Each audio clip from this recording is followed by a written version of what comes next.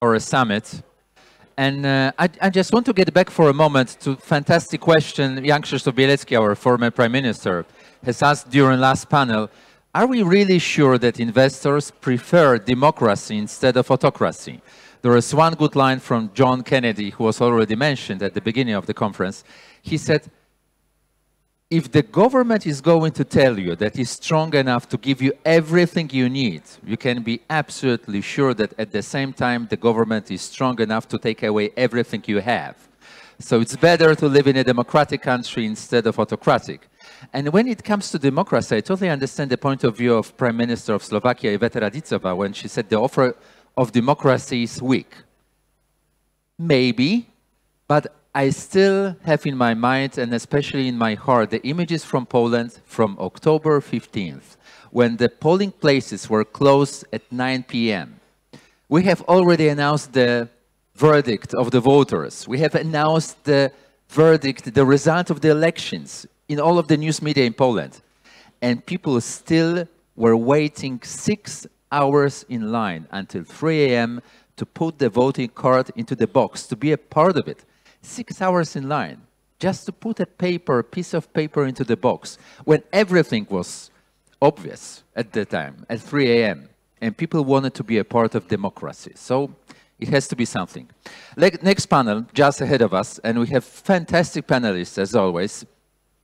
Katarzyna Zajdel-Kurowska, Director, World Bank, former Deputy Minister of Finance. Janusz Lewandowski, Member of the European Parliament, former European Commissioner.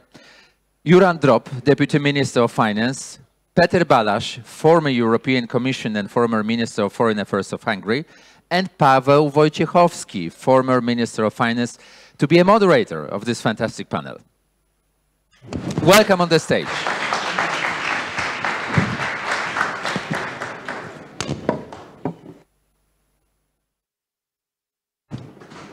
Well, I'm a little bit stressed after such a wonderful panel, and especially the keynote speech by President Lech Wałęsa and Minister of Finance Andrzej Domański.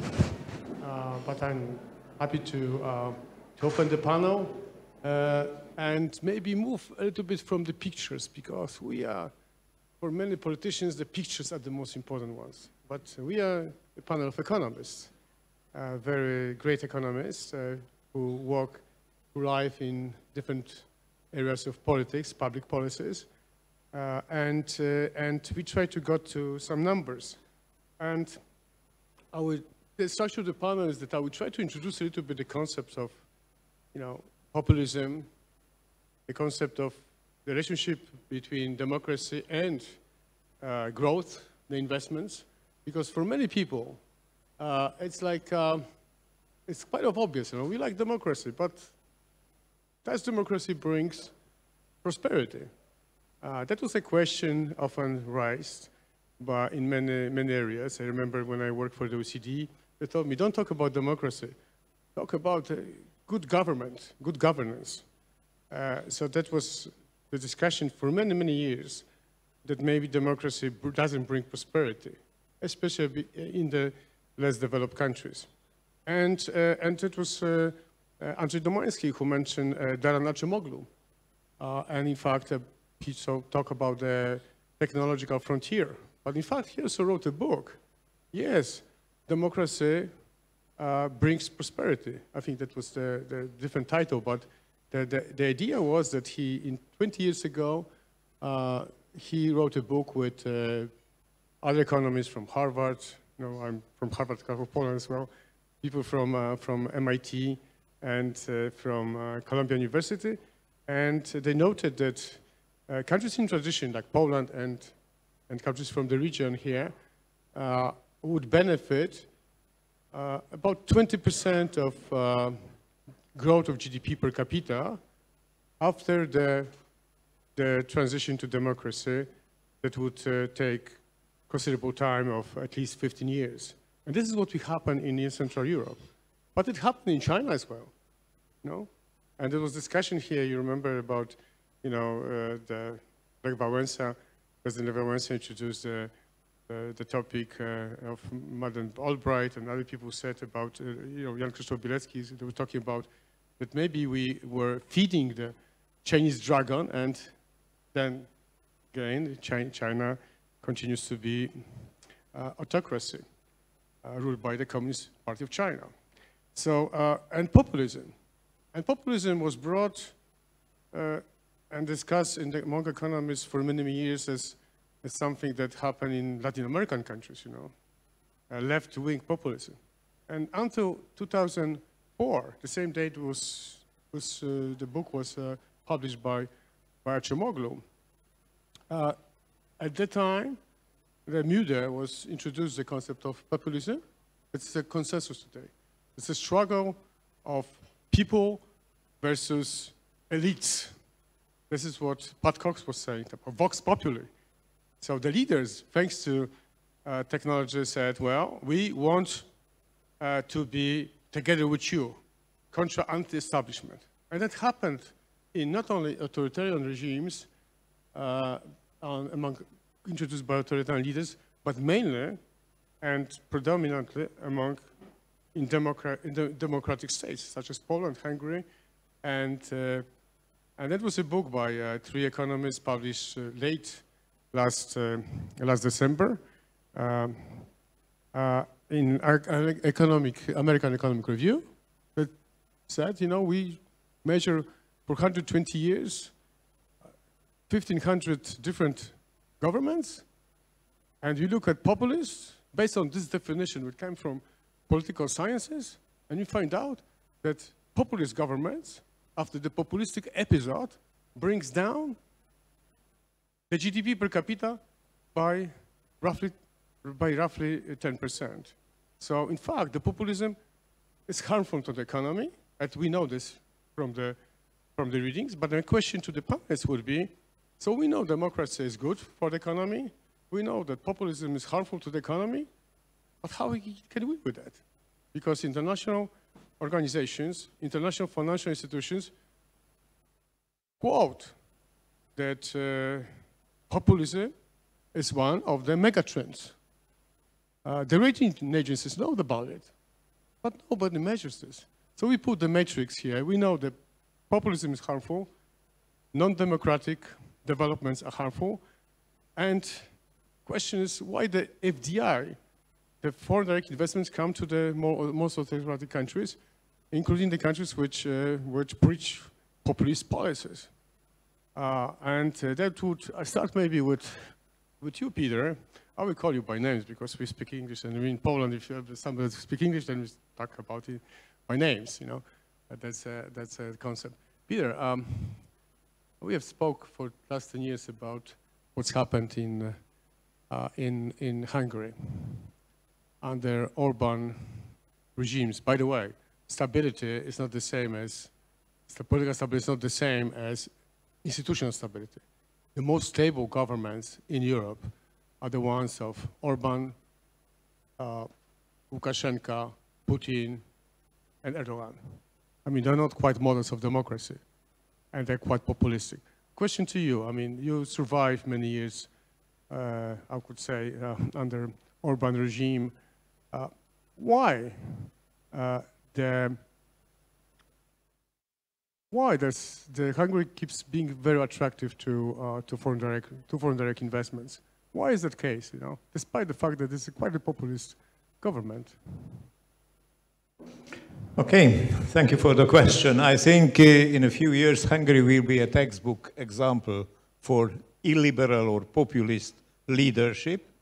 And you are right, Orban is repeating his conviction that a strong hand at the government is attractive for foreign investors. And in reality, the Orban government is keeping under control the trade unions, is limiting ecological requirements and so on.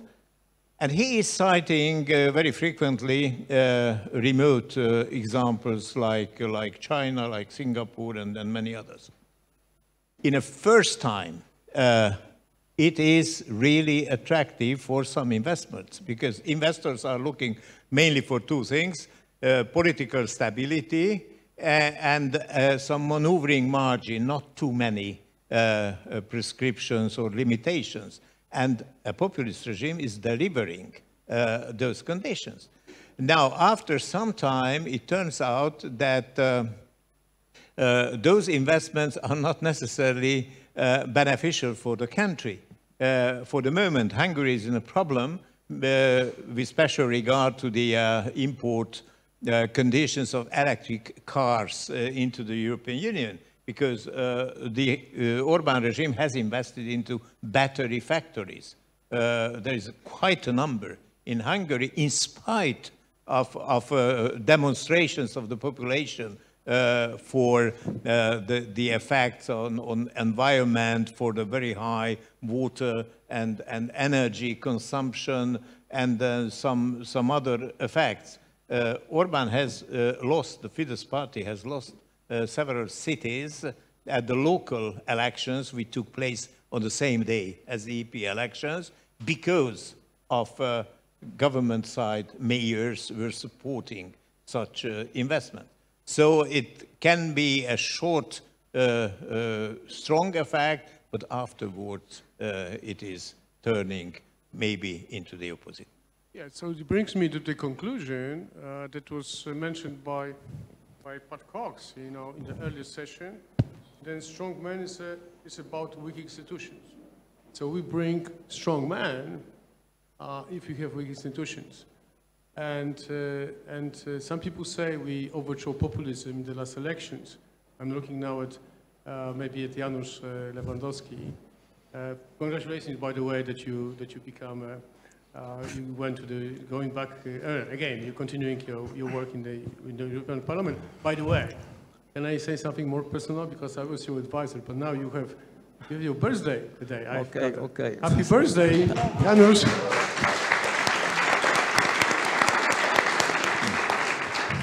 What can you say about your birthday day? Thank you. Age is a matter of mind. If you don't mind, it doesn't matter. Really. Thank you for your invitation, for opportunity to be a part of this Investors Forum in Gdańsk, in Solidarity Center, which is my favorite place on our planet. Yeah. As for relationship between democracy and economic development, this is rather perversive way, because we have an enlightened dictatorship in China, we have stability in Hungary, but we have also extraordinary mobilization of young and old, women and men, on 15th of October in Poland, in defense of democracy, in defense of rule of law. And Poland was a nice spot on a rather gloomy map, political map of Europe, with ethnic nationalism on the rise, far right on the rise in Europe. And in this way, I think that this is good for investment, because that means solid institutional framework. It means predictability, transparency, and it should be good for domestic and foreign investment. And since 15 October, we are really on a different way than Hungary. For several years, Kaczynski and Orbán were building authoritarian and corrupt regime in Poland and Hungary, no longer. But even in time of Kaczynski, there was a big difference between Hungary and Poland in implementation of Euro funds, because for Orbán this was a tool of corruption, really, creating oligarchic system in Hungary on the basis of Euro funds, while Polish case was rather clean card. For the very simple reason, the European budget I was projecting for 2014, 2020, consumed still in 2023, money already allocated, partnerships agreement signed. Therefore, this was extremely difficult to switch in the way Orban was exploiting Euro funds in Poland. Therefore, with some exceptions, very marginal exceptions, we have really clean card and good prospects for the future. My good news is Poland is back. Poland is back to Europe. Well, Poland is back to Europe, but I hope we hope that that also that would be the populism would be lesser and lesser because of the success of Poland, of this miracle on the 15th of October. But in fact, you know, if you look at the you know, literature and the ratings, you know, it was also mentioned by Pat Cox, you know, democracy is in recession. You have situation in which 55% based by population and GDP on the world are ruled by authoritarian regimes. 25% of the governments are populistic based on this definition of populism by Mude, which is fight of elites versus or establishment, bad establishments against people. And in fact, we have international organizations who say, well, there's a mega trend, there's a populism, but they don't know how to put this metric into their doing, okay? So I'm asking Kashu, who you are working for the World Bank, you dealing with risk. I mean, is the World Bank thinking about it, what is the risk premium of well, negative risk premium for the populist government? Is there any concept of that? Thank you very much, Pavel. First of all, I would like to thank organizers for inviting me personally, but also the World Bank, multilateral institution, to that global investor summit. It is extremely important. I do regret that President Wałęsa left the room because I wanted to give him more optimistic answer that there are institutions that are dealing with the global issues, which are World Bank, the IMF, and other multilateral institutions. And just to look back, those institutions were created just after the Second World War in 1944, just to rebuild and to introduce a new world, to build on multilateral collaboration, cooperation, and to focus on the global issues. That time, the global issue was to rebuild Europe and to rebuild the world after the Second World War. After a time, World Bank moved more towards infrastructure investment, more toward development, fighting with poverty, and other issues with the structural reforms, just to address poverty and hunger around the globe. These days, we talk more about the climate change and other issues that we all face as global challenges, and the global institutions should address those challenges. But I'm glad that the World Bank was also invited to this institutional conference, because the good governance was always, from the very beginning, one of the most ingredient and the recipe from those institutions that the strong fundamental for any economy fundamental is good governance. And good governance is essential for development. So this is like a strong statement, but this is so true. Without strong institutions, even if we think about investment, because there are a lot of investment, China is growing, they have a lot of investment, but the question is whether they have strong institutions. We have a lot of countries that are growing faster than the European Union, but the question is whether they have solid and strong institutions. And the governance is a very broad definition. This is not only about democracy. This is not about rule of law. This is much more. Preparing for that panel, I went through our work of the World Bank because we prepare on the annual basis, we prepare something called worldwide governance indicators that are published and they capture all issues related to the good governance. And to give you what are those definitions and what really those good governance definition capture. This is the voice and accountability. This is the political stability and absence of violence and terrorism. government efficiencies, regulatory quality, rule of law, and control of corruption. All of this we call the good governance. And this is extremely important, to understand when we talk about populism, when we talk about polarization. This is not only about the political risk. This is not about the voice and accountability. This is much more.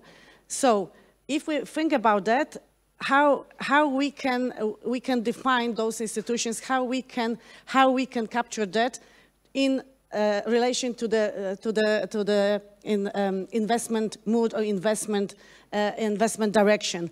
And definitely the first part of those indicators I mentioned is this voice and accountability. And what this captures, democracy index, vested interest, human rights, freedom of speech, freedom of media, freedom of associations, more and more and more. If I go deeper, you will understand where I'm going. I'm going to say that the political risk is extremely deep definition, and we might have stability in a country, as also Piotr mentioned. We have my strong politicians, stable governments, but if we don't have all ingredients that would prove and will give us the basis for the solid institutions and will guarantee the rights of individuals, then we will not have a sustainable growth, because we might have a short-term growth. We might have like a growth spurred by consumption or by infrastructure investment. But if we don't have those ingredients, we should forget about long-term sustainable growth. I was going to ask you, because, they're all words. I'm sorry to say that. They're all words, Do you know the words, great, great, great, good governance. But how about, you had conditionality in the European Union. Although the funds maybe contribute to the GDP per capita about 20%, what brought the common market of the European Union. But then there was something, at least something. Now let's not talk about the toothless international financial institutions. Let's talk about reality. What would you suggest rating agencies should do, or maybe what the regulators should do to increase the risk to invest in non-democratic countries? Okay, those are very stable because usually the populist governments, based on the findings, are in the office twice as long as democratic ones. So obviously there's an inclination to be autocratic. Second is, would you think that's a good idea to have, for example, democracy-linked bonds on sovereign debt? What do you think about it? Thank you very much for that question, because there are a lot of people from finance and investment side here in the room. And I would like to ask one question, whether you are aware how big and how large is the share of the political risk in the sovereign credit rating. I did this research preparing for the conference. I was surprised. I was deputy finance minister responsible for the debt management. I was not aware, and I was always unhappy why those credit rating agencies, they keep Polish rating so low, comparing to our development, comparing to our growth and the progress. And we always were talking that this is like a black box. The credit rating agencies, they never unveil what is. And indeed, they did. They published the methodology after the financial crisis, and we now know. So the political risk is the key driver of the sovereign credit rating for every country. And this political risk, I described just, this is like very, very broad definition, but it captures a lot of topics. So according to the Fitch methodology, the political risk is 18% of the total credit rating. It's a lot. It's a lot. And that's why every change in the political system and the ingredients of those political risks might affect the outlook, which is the first step, and then the rating. Just to give you a few numbers, because I like numbers, so I will give you something just that maybe it will give you some perspective. So based on those this World Bank governance indicators, the composite index that I will present for a few countries will show you the change, and this might lead to the change of the credit rating. Poland, and the last numbers are for 2022. Poland is now rated at the level of the 65 percentile versus 82 in 2012. So 10 years ago, Poland was 20 percentage points higher, better rated. So I said, Poland 65, Switzerland 99. So, and 100, by the way, is the best, right? So Switzerland is 99. USA is 73%, down from 88 in 2012, down.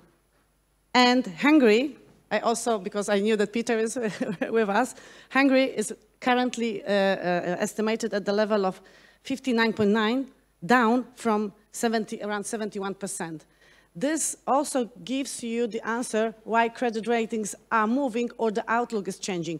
The GDP per capita or GDP, inflation and so on, those macroeconomic fundamentals are not the only drivers of the sovereign credit rating. Political risk is an extremely important factor. So if you think about whether, or I will maybe ask that question, who believes that the credit rating of the United States will be downgraded?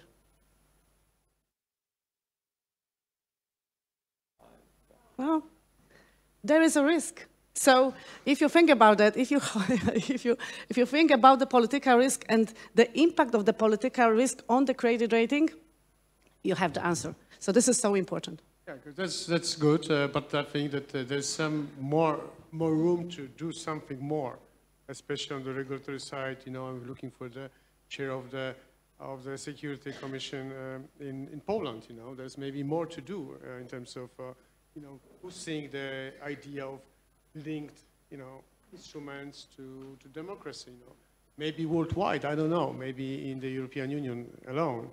But of course, you know, in this very complicated world of and this what you call it, you have the instruments, what you call it sometimes variable geometry. You know, depending on the system, but depending what kind of relationship you have, you invest.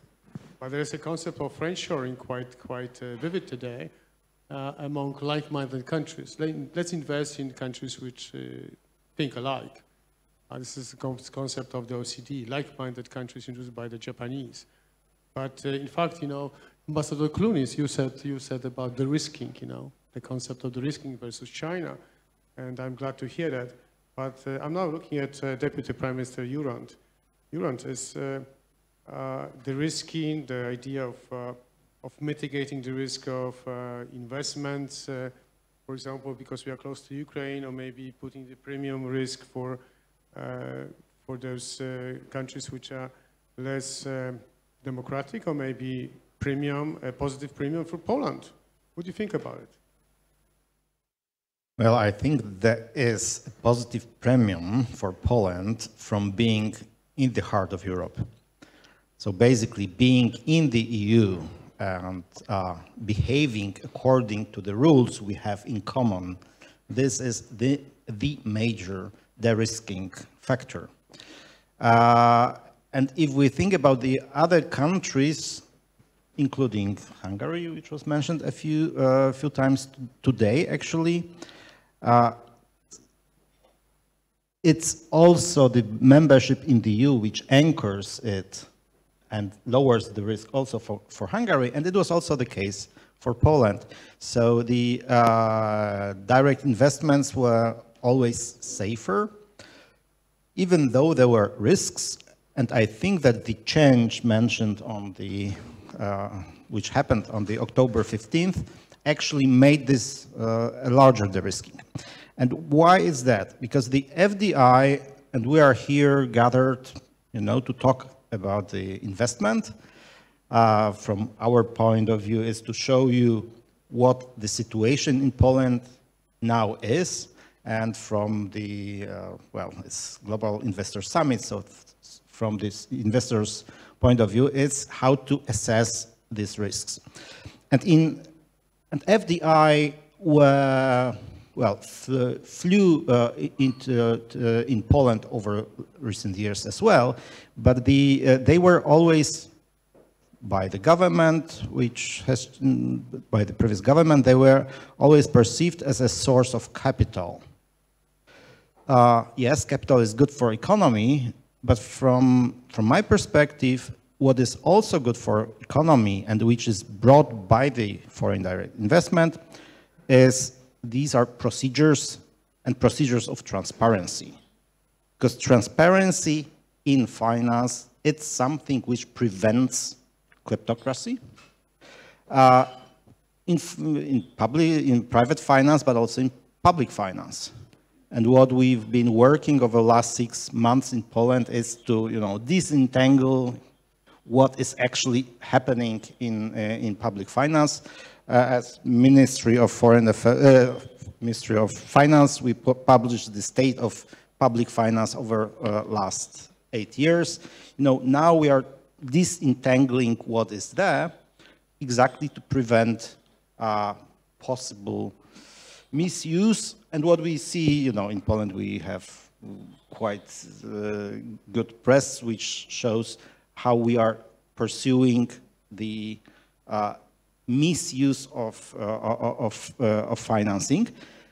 And the change now is we are restoring rule of law also to provide transparency. And the other thing is, as I mentioned, Poland being in the heart of Europe, is to be there also legally. So basically, my main preoccupation is implementation of the EU law in the Polish legislation, which was overdue, and actually to create level playing field across Europe. But for Poland to be at the same level. And this is something what is very conducive for friendshoring, what you ask. Yeah? If we have the same rules across Europe, then we are legally speaking friends, the same rules apply. So the friendshoring is possible. And we see, for instance, on a study made by Maersk last year about the place which was named globally most attractive investment destination for the EU companies. So it was a study made among the EU companies. Poland was named as such place. Why? Because stuff with skills, geographic place, and infrastructure. And what we want to add to it is the quality of regulation, of rules, and level playing field across Europe. I'm glad, Juran, that you mentioned not only the autocracy, but also kleptocracy, because it's nothing. That's something that autocratic governments tend to do. The kleptocracy, that's quite important word that you mentioned. But going back on the issue of foreign investments and flows versus democracy, there's no correlation, neither positive or negative. That's interesting. But something happens on trade. You look at the latest report of McKinsey Global Institute called Geopolitics and Geometry of Global Trade. You can see, for example, the US trade volumes increased, for example, to Mexico, to Vietnam, and decreased for China. So China, is not longer the #1 trading partners for the US. So you can see some changes in this, trade volumes in the world, in friendshoring. Now we have Poland and Hungary, not yet maybe, but in the future would benefit also from nearshoring. But also, the issue of maybe defense is very important. I mean, maybe ask you, Janusz, on the investments to make this place more secure, because I remember that Iveta mentioned, the people afraid, feel insecure. I mean, It's another element. Do you think that at the EU level, you're going back to the Parliament, what could be introduced to mitigate this risk of the war next to our borders? Until the aggression of Putin, the European Union was purely peaceful project. This was a peaceful project developing under the umbrella of security guarantees from United States. And we were shamefully observing genocide in former completely helpless. Europe was completely helpless, and this was a shame to observe genocide in former Yugoslavia in the 90s. American intervention was necessary to end the drama of Sarajevo. Never more that sort of helplessness. And now we have awakening of this instinct of survival of Europe. This is not only about Putin, this is also about question mark over American presidents of Trump. This is a big question mark. So we have to protect ourselves. I see a sort of French paradox, because now the biggest proponents of military dimension of integration are French. Commissioner Breton asking for new borrowing for 100 billion euros, but this was France that was killing the idea of what was called European Defense Community. This was French idea from 1952, signed by 6 countries, but killed in Assemblée Nationale. But this was idea, initiative by René Pleven, Prime Minister of France. And when Assemblée Nationale was killing it, not ratifying in 1952. Now we have French as the biggest proponents of military dimension of Europe. That is the beginning, I think, was when this was visible, this imperial phase of Putin. Summit in Bratislava, this was 2016. Some funds created, but more declarations and empty words than a real action. Under the influence of war, we have now strategy, but this is mainly the strategy of integration of military industry in Europe, disappointing for those who wanted a pan-European army. This is not in the strategy. This is about integration.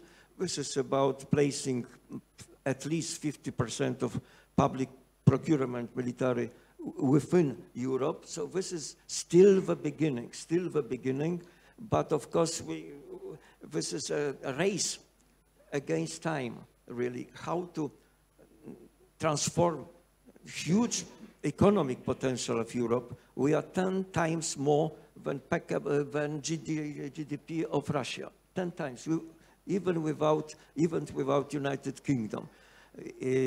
Putin is not able to spend more than $100 billion on military spending annually.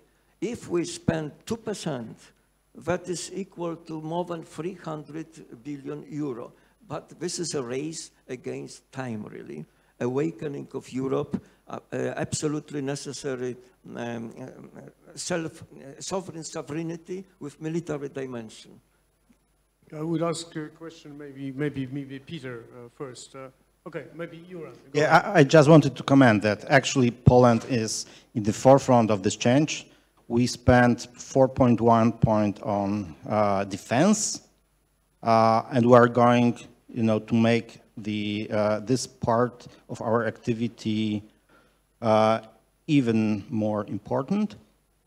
Why? Well, first, because we have transferred our tanks and military equipment to Ukraine over the last 2 years. But second, to be really ready for any unexpected situation. And yes, to mitigate the risk, whatever the risks can be.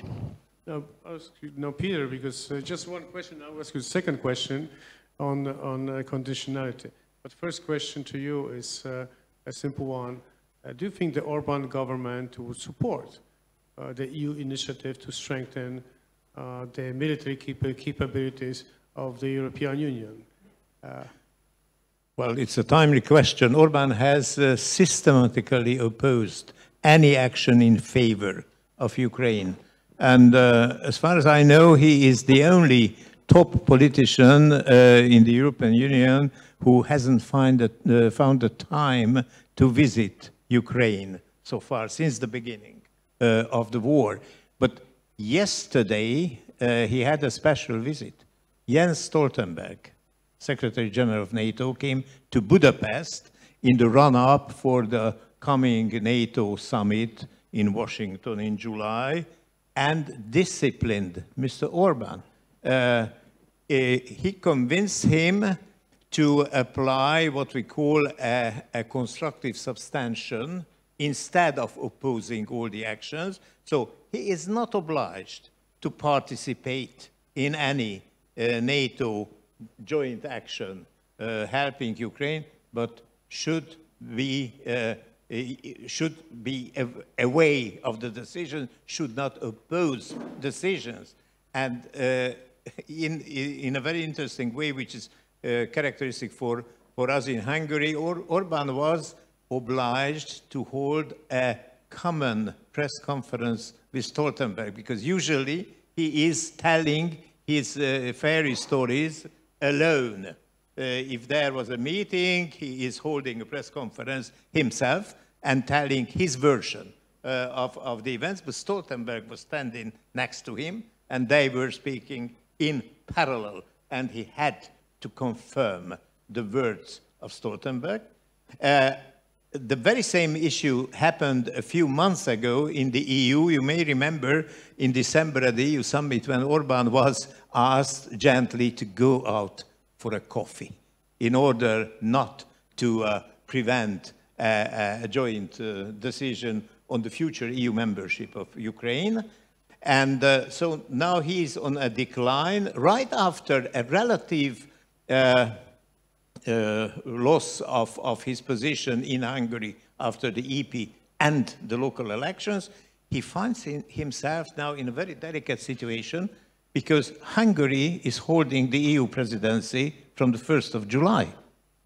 And this is a very special semester, as we all know, because there will be the big change of the institutions. The new European Parliament is taking office, then the top leaders will be nominated, and then the EU commissioners will be also tested at the European Parliament, and so on. And Orban is holding this presidency. Now we are guessing that what will be his strategy, hiding behind the big events, being silent, or trying to use for his populistic messages the big scene of the European Union. When you speak about this events like with Stoltenberg, we all remember, in Poland, the meeting of the Hungarian foreign minister with Turkish foreign minister in Antalya. What a day! With Lavrov in Antalya, and it was a day when Alexei Navalny had a funeral. So in fact, we all remember this like epic place we have here. We all remember what Hungary does to the freedom fight, I would say, in quotation, and in Europe. But one more question, because we have to start, in conclusion, to Peter on conditionality, because Poland is exiting conditionality, as you know, Article 7, and there's no clear risk of serious breach, but this is just opposite to in Hungary, where it's a statement of a serious and persistent breach. And does it play a role in Hungarian politics, the fact that there is no European funds, especially partially? Does it play a political role to push towards democracy, towards a better policy in Hungary, towards the rule of law? It's just very short answer, please. Yeah, I think the Article 7 procedure has been too long and too slow. Now there is an interesting reaction from the Orban government since Poland has been released from that procedure, but this is a typical populistic answer. They are speaking about double standard, that Donald Tusk is released, but we are under pressure. It is not a double standard, of course. These are the very same conditions. In addition, there is a very new phenomenon, what Pat Cox has already mentioned, this €1 million fee. 1 million a day, 200 million. Yeah, yeah. There hasn't been any reaction yet on behalf of the government, but this is a typical challenge for a populistic answer. And in general, we are happy, people in opposition in Hungary, for the time being, that the EU has finally found a device putting the government under pressure, because the whole machinery is an appeasement and a reconciliation club, a post-conflict institution, which is now under conditions of a growing international conflict. And we should change the traditional ways and methods in the EU, this friendly reminding that you have missed some of your obligations and you would kindly be asked to explain the situation. No, there should be very tough answers and sanctions. Small additions. When we spoke with you, Peter, with Commissioner Oettinger, you were pushing towards conditionality. Okay. Janusz, and then Article 7 procedure is simply thiefless because it requires unanimity in the second step. Therefore, with Kaczynski and Orban delivering guarantees, this is really... There's no more Kaczynski. No more Kaczynski, but still unanimous decision at one stage. But really, Kaczynski and Orban were provoking rule of law conditionality introduced into the budget. There are several conditionalities. Actually, everything is conditional because needs agreement with the European Commission. But really, Kaczynski and Orban are behind conditionality, rule of law conditionality in the European budget. Hungary deserves suspension of funds. Releasing of 10 billion euro in December last year by Commission provoked huge controversy in the European Parliament. It states, with the exception of basic direct payments, actually everything is conditional in the budget.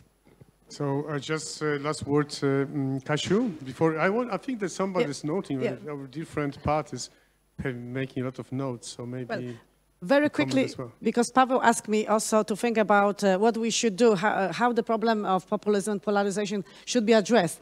So we didn't touch that a little bit. The panel before mentioned about the root causes of this polarization and also populism increase in Europe. And in 2016 already, the World Bank prepared a report for Europe and Central Asia region and mentioned that many countries are facing significant political polarization and populism because of decline of the life satisfaction, rising inequalities, slow growth since financial crisis and due to COVID, structural change in the labor market, particular uncertainty about the job stability, and digital developments and digital revolution. So to make people more happy and not to lose faith in the established institutions and parties, those threats should be addressed. Thank you. Okay, I gather again, parties making a lot of notes here. Juran, do you want to have last comment? I understand that that we are in good shape now, right? In terms of investments in the future. Some people said, Piotr Kraśko said, you know, investments about hope. So can we hope? Well, investment is about the future and return on investment. So it's not about hope. It's about, you know, counting the risks. And what we are doing is indeed lowering the risks, attracting also capital. The most obvious capital was, the EU funds, which were suspended, and this is a lot of money. So the change, and actually, Brussels is not so toothless.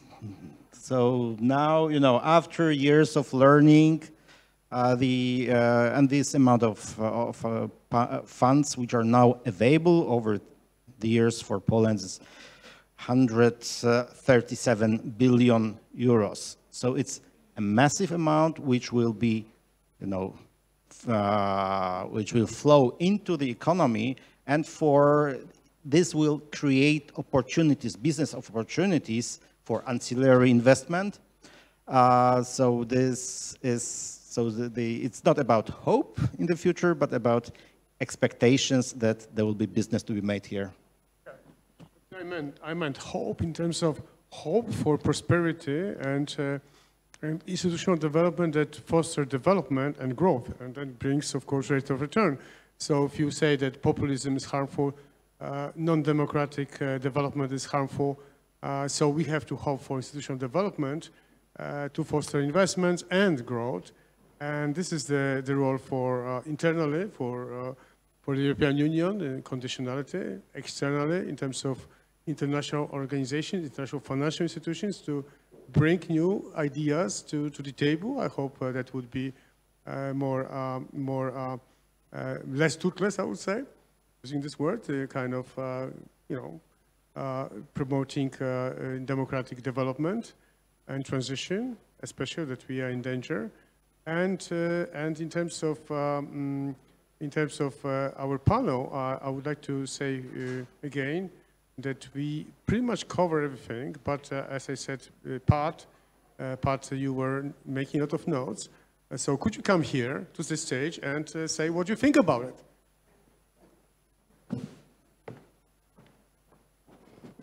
Well, I want you all to relax. You passed the exam.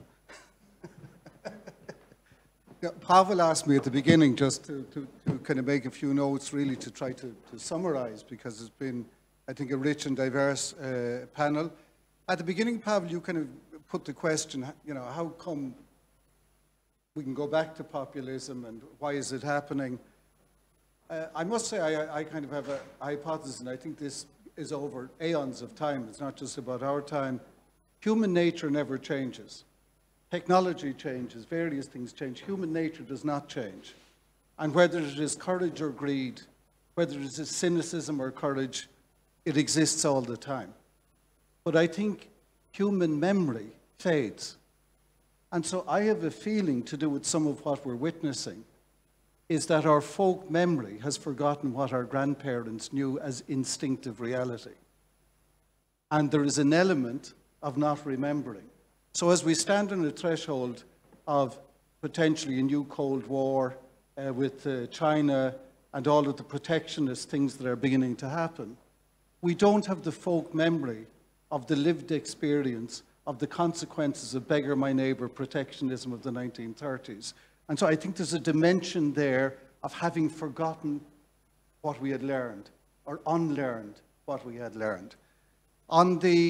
I think it's very interesting, Peter, your hypothesis essentially asked the question, you think Hungary in some years' time will be a textbook example of what not to do.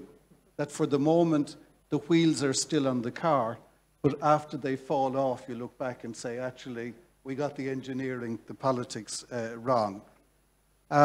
Poland is back. I think that's a great message. I think it's true. I think the 15th of October was a moment of change and hope for all of Europe. And I congratulate all of you who queued for many hours. You did something good. I thought the point about stability being important, but many other things, I think we should all go away and read the composite index of the World Bank.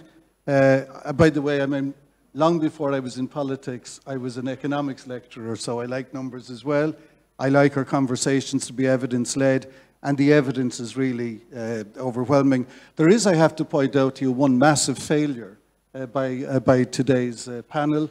We were told the top score is 100, that Switzerland got 99. I want to know, where did they go wrong? And no one answered that question. On the whole issue of the premia,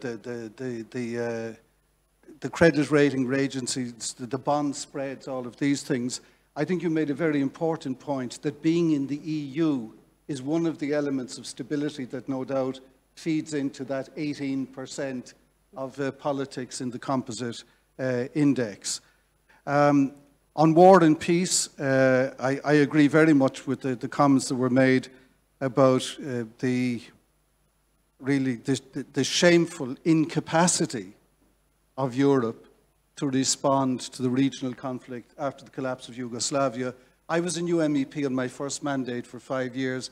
I was there for many years, but 1989 to 94. We had every week resolutions on Kosovo and all of the above. And in the end, I felt so ashamed that we could send resolutions, but not send anything that made a difference, that I personally stopped voting in those because I was cynical about myself and the impotence that my resolution would have represented. I think it's a strong point, which brings us to the question you had about security. You know, Europe's peace dividend is now over. It's now time to go back and look at some hard security issues. And the truth is that in terms of the duty of any state, the protection and security of its citizens has to rank among the highest. And so this is really an important public policy. I agree with you. I think the European emphasis will be on industrial policy, R&D, and so on. And the issues around armies, etc., will remain more sovereignty sensitive. And of course, the issue about who pays will remain still quite a sensitive issue. Very impressive to hear Poland's investment on defence. Not surprising. You're a frontline state. You have experience of the large neighbour to your east, which is not a positive one, and we see what Putin is doing in Ukraine. On conditionality, Europe may be a bit toothless, I agree, because of unanimity rules in Article 7 and so on, but it is important, even if the things are modest, that they're done. You must sanction what is not acceptable. You must take a stand and say, this is not acceptable.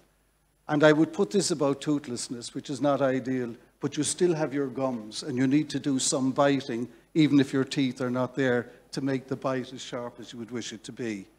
On the issue of root causes of populism, I think, of course, all of those socioeconomic and digital issues and so on are very important. A last thing I would say to you, it's more on your reading list. I certainly want to look at this composite index. I would recommend it to anyone who's looking at numbers. And I think if you're making investments with political dimensions about political risk, that both the index in the whole and in its separate parts could be really interesting.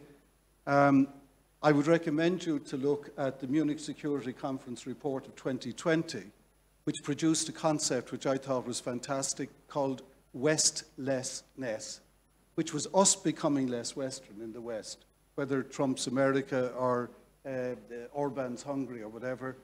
And there's the Munich report of this year, which pointed out the other big challenge, that EU collectively, and so Poland and all of us, are in a zone that has relied heavily on the post-war institutions, on their values, and on their functioning. Make no mistake that the multilateral post-war institutions are now under threat. There are different concepts of what should happen, and the Munich Security Report this year effectively talks about a world that is multipolar but lacking multilateralism. And that is, for Europe, quite a challenge. So I think this has been an excellent panel. Thank you, Pavel, for the opportunity to do a quick summary, and thank you for your contributions.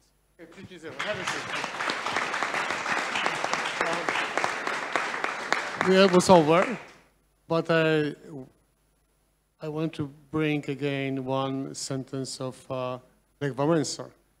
We need to understand the time in which we live. And he said he is a revolutionist. And I think that all we need is the courage.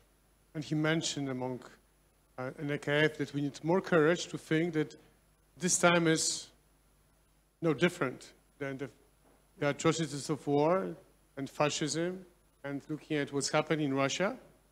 So we must think about not only what politicians say, but also what economists say, that the good governance, but democratic values, the values of rule of law matters to development and to all return of investments of investors. So I think with that view, I would like to thank you very much, all the panelists. I thank you, Pat, for the summary. Nobody could be doing better than you. Thank you very much.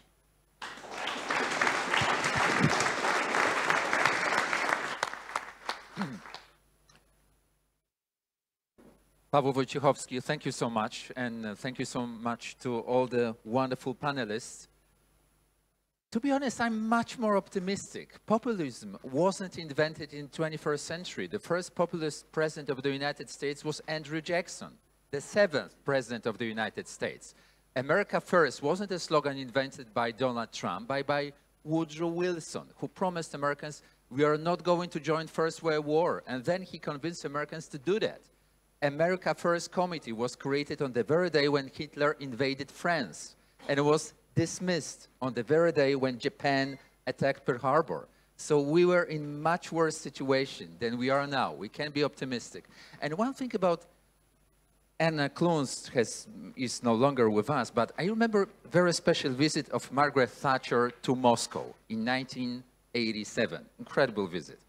And during one of the press conferences, she was asked by Russian journalists, Soviet journalists at that time, what is the source of power of British economy? And I expected every possible answer. I was sure that Margaret Thatcher would say, the power of British economy is the Queen, or the Navy, or the industry, or the stock exchange. And Margaret Thatcher said, the power of British economy is independent judiciary, period. And I think it's true.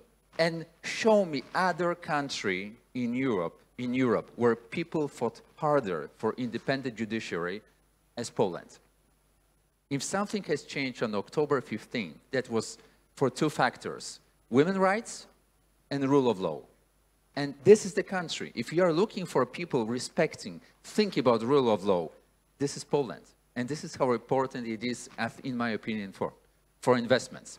But when it comes to stock exchange, we have next speaker on the stage, new CEO of Warsaw Stock Exchange, Tomasz Bardziłowski. Welcome.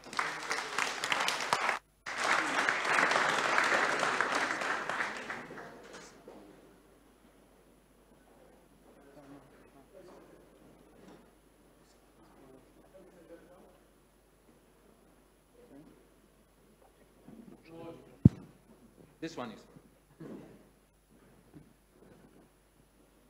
Now it's better. Ladies and gentlemen, I am very much thrilled to be here, to be invited to Global Investors Summit 2024 at this particular place, the heart of the Solidarity movement in Gdańsk.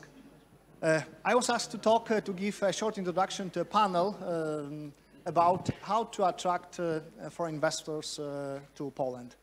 And let me perhaps start with a short story. 2 weeks ago, I had a call with an investor from the US, from California. This was a fund investing globally, mainly in small and mid-cap stocks. And I asked the fund manager, so why are you interested in Poland? And he gave me a short answer. Well, it seems that Poland is in fashion now. Yeah, so we've heard here from Janusz Lewandowski, Poland is back, Poland is in fashion. When I talk and I meet investors, I see this excitement. I remember last time I saw similar excitement was around 20 years ago, around 2004, when we were about to join the EU. Everybody was talking there about so-called convergent trade and how to make money on that. I have a few slides to show you what changed between now and then. I think the first, everybody probably will agree with me about the thesis from the first slide, is that we were a great beneficiary of EU accession. We even, I think, maximized the benefit of joining the EU. in terms of cumulative GDP growth, in terms of how much we grew compared to other major economies over the last 10 or 20 years. And this was driven by the free market, by our exports, often driven by foreign direct investments. We really skyrocketed in terms of exports, and as you know, Poland now is the 6th biggest economy in the EU. However, of course, there are challenges. First, labor costs are high, and we cannot really base our business model anymore just on cheap labor. We are a victim of our own success because labor was really growing in line with the nominal GDP over the past 10 years. However, now we've been less than 1/3 of EU average at the moment of the entry to the EU. Now we are close to 50% of the EU. So what we need now, we need more productivity growth. We've been quite good at that because of the last, since the EU accession, the labor productivity per person went up by almost 60%. And this is much more than in EU average, which was just 12%. However, as you can see here, in order for our wages to go up, we need to increase productivity, or investors will have to accept lower margins and also lower return on capital. So how to increase labor productivity? Well, we need investments, investment in production capacity, investment in innovation. So how are we doing with investments? Well, we are doing rather poorly, actually quite bad. Over the last 10 years, the investments have fallen significantly, and in 2022, the investment share in GDP was at record low in the history of measurement. And compared to other EU countries, we are also at almost the worst position. And you know what will happen if we don't invest. There was a lot of talk about sustainability in the long term in Poland, so our growth may be threatened. Also, what we need for investments, we need efficient financial capital market. How we are doing here? Also not so well.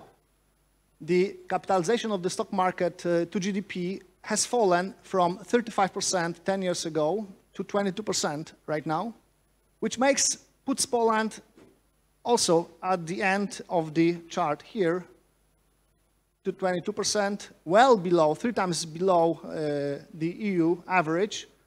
And when you look at other countries like Nordics, they are almost 8 times better in terms of this ratio than Poland. So what else is worrying is that Poland and Poles, we save less, much less than EU average. The household financial asset to GDP ratio is half of EU average at 92%, and again, well below some countries like Denmark, Sweden, or even France or Germany. Not only save less than EU average, we also put those savings in cash on bank accounts rather than on long-term high-yielding investments. Poles put 52% of their savings on bank in cash, which is well above EU average, and only countries like Cyprus and Malta or Greece are better than we are. And look at Sweden and Denmark, those who invest more in capital markets, they don't really put that much money on bank accounts. When you calculate the difference, if we would go down with this ratio from 52 to 30 to EU average, this could free up over 400 billion zlotys for other investments. For example, related to energy transition or digital transition. So we have higher labor, we have low investments, we have relatively weak capital market, and we do not save enough. What should we do? Well, I am the CEO of the Warsaw Stock Exchange, and I feel responsible for capital markets, so I tell you what needs to be done about capital market. So what drives capital market development? And this is a bit of theory, but more of a practice. First, I think it's about domestic institutional investors. We need to rebuild domestic institutional investor base in Poland. And here, a lot has been done already with recent creation and success of employee pension fund, PPK. But we need more, because right now, the share of institutional assets in Poland at around 10% of GDP is one of the lowest in Europe, in all OECD countries. We need to attract retail investors so they put those savings from and transfer those savings from bank deposits to capital market. We need more financial education. We need more investment culture. We also need incentives. The best incentives are tax incentives for long-term investments. We then need attractive companies to list, to do IPOs. Importantly, I think that first we should start with capital. Once we have capital, the companies will come because lots of capital means cheaper cost of capital. Cheaper cost of capital means higher valuations. We have to, of course, have very high corporate governance standards. And there was also a big issue over last years with that, especially among large state-owned companies. We need to have balanced regulations. There's lots of talk about red tape, which makes listing on the exchange very expensive for companies. We, of course, need to have, and we have pretty good supervision. And then once we have those factors, we will attract foreign investors. And foreign investors will drive this flywheel of the capital market, which in turn should drive the economic growth. And then at the end, there's some good news. And the good news is that although over past, especially 8 years, we really underperformed the global indices, now, since, mid-October, everybody knows the date, since 15th of October, Poland has been one of the best performing stock market globally. We are on a par with S&P 500. Only Nasdaq did a bit better, but nobody can beat AI.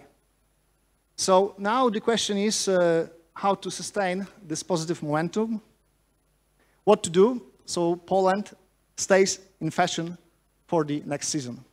I will leave this question to our honorable panelists. Thank you.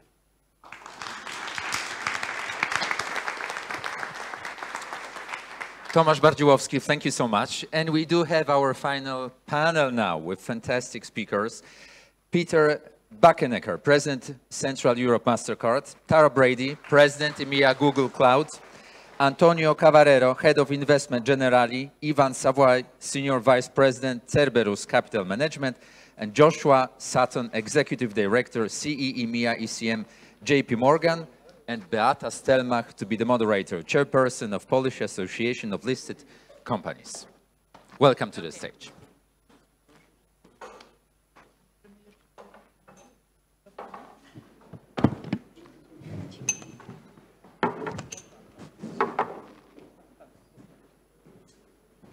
Okay, so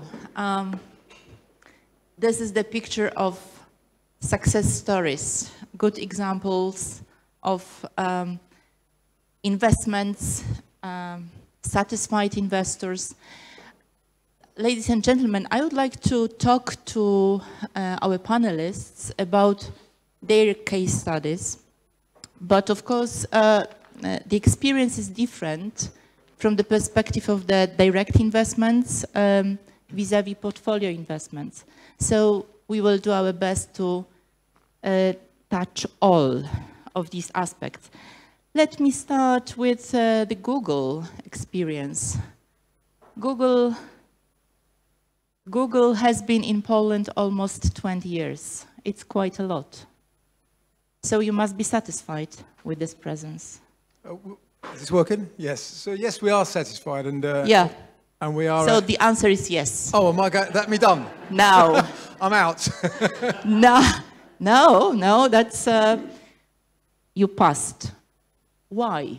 Because some times ago, and you deal with innovation, you deal with engineers. Some time ago, especially at the beginning of transformation, investors arriving to Poland, they were arriving here because of low costs of engineers.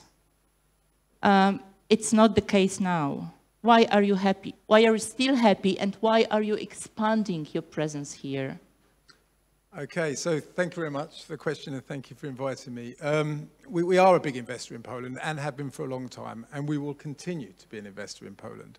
But it's a good question, why? And it's a broader question than you think. So and just looking at the graphs earlier on, I work for a US-based, very wealthy organization that can invest in many places. And the US since 2008, if you look at their S&P 500 and their NASDAQ, it's gone up 400%. And if you compare to if I look at the stock exchange, it's about 70%. So where do people put their money? I heard a good quote from, I think it was Nikolai Norges Bank, who said, invest in the US and live in Europe. And I thought that was just summed up the investment mentality of the world at the moment. I was in Davos this year, and McKinsey ran a breakfast, and the breakfast was titled US for Innovation, Europe for Regulation. And it was quite compelling, because everyone was in the room moaning and griping about Europe, and it was an issue. So why do we invest in Europe? I'm head of Europe, Middle East and Africa. And we have a lot of choices on where to invest, but Poland is one of them. And there's a good reason. So when we look at Europe, first of all, I have to fight for money and Europe, Middle East and Africa, I have to fight for money with my bosses against US. Why would we invest in this part of Europe? But if you break down Europe, there's pockets of Europe that just have an appetite for growth more than others. And at the moment, we're finding, so it doesn't mean, I'm sure you can show charts differently, but we're finding that the more traditional large European, particularly West Europe, France, Germany, and I'm ashamed to say UK, are losing that appetite for growth, and it is moving more east. So it's comforting to see that the appetite for growth continues in Poland. I think we're one of the largest, if not the largest, green energy investor in Poland. We have 2,000 engineers here. We've invested in a lot of areas, so it's a significant investment for us. But I don't see it as a low-cost area. I see it as an area for young people who are going to get 2,000 engineers we've got here. So young people who are going to actually learn great tech and going to be great innovators for us going forward. And I hope so, because we're investing in this country, and I need to start catching up with US, because I mean, I run a European business for a US company, and I have to be on the boards every month to listen to how well they're doing compared to us.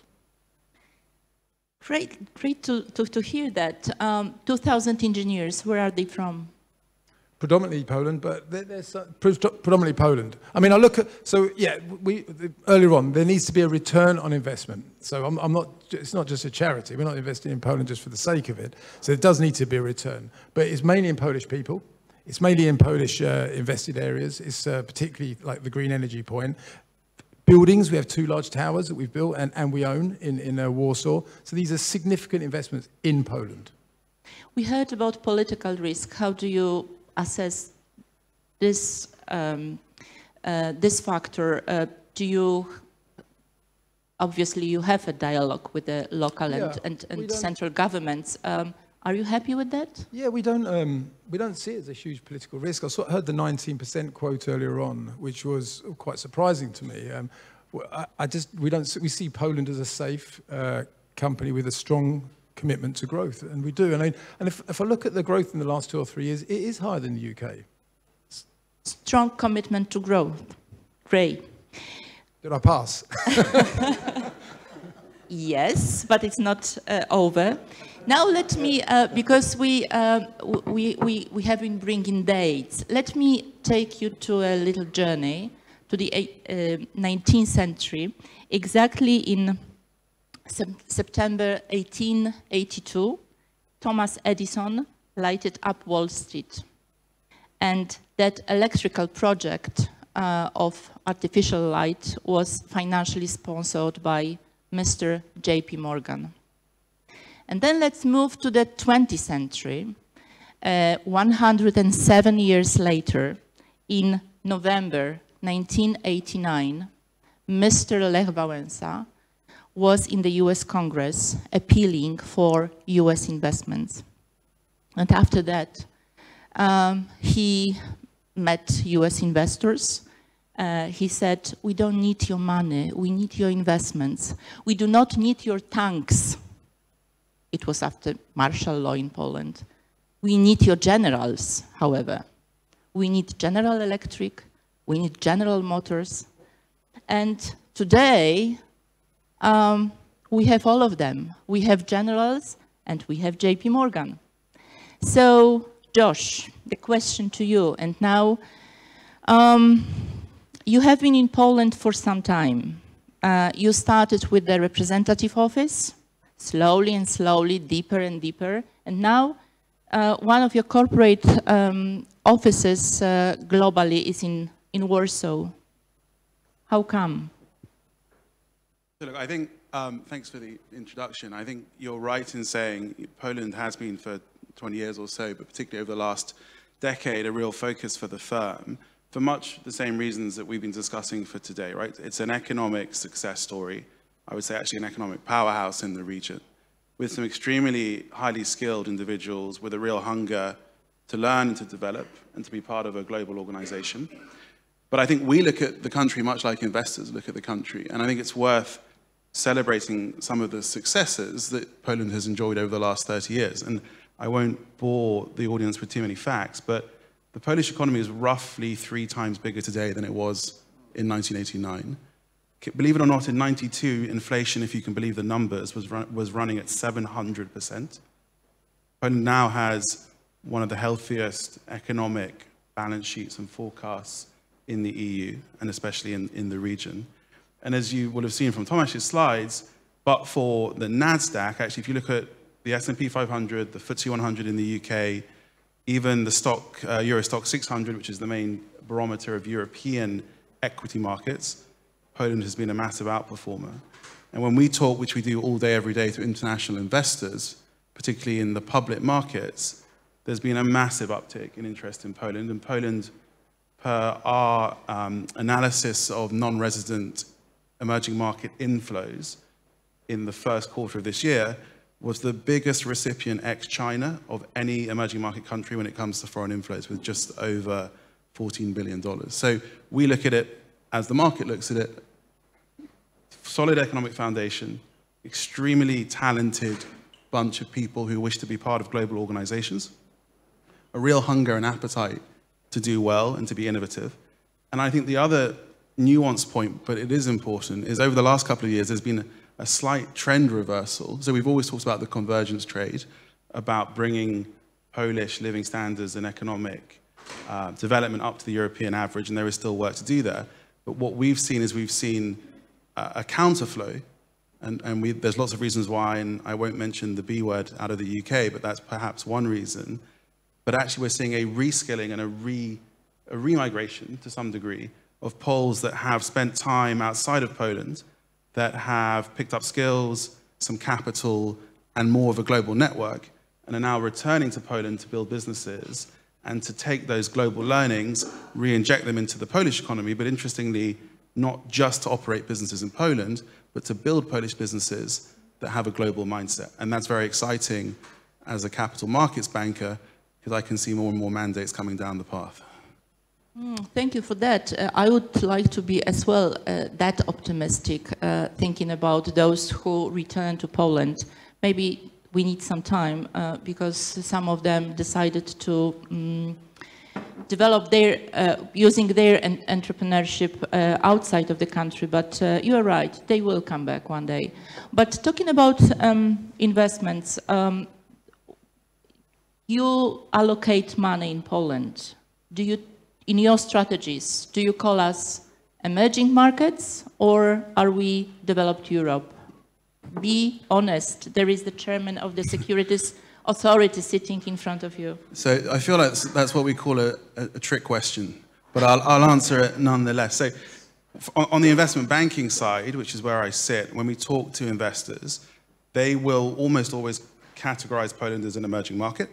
And the reason for that is they are very cognizant of the global index providers, the main one being MSCI, and MSCI still categorizes Poland as an emerging market. Now, that's a whole separate conference we could have on should Poland be in MSCI EM or not. I think what's more important than the labeling of an index actually are the fundamentals of the country. And as I touched on before, Poland has such impressive fundamentals and will continue to do so going forward in the medium to long term, a lot of which has been re-accelerated by recent political events. I would be less caught up on, are we classified as emerging market or are we classified as developed market? There's also, and this is a personal view, but there's also actually increasing excitement from the global investors around the growth that's latent in emerging markets globally. And there's a whole separate debate around, someone mentioned before, Westlessness. Is the West in decline, not just in terms of politics, cultural reach, but also economic reach? So actually excitement, growth, opportunities, productivity increasingly is cemented in emerging markets, less so in developed markets. Well, I don't know what you have heard. I heard that they are considering to call us developed market.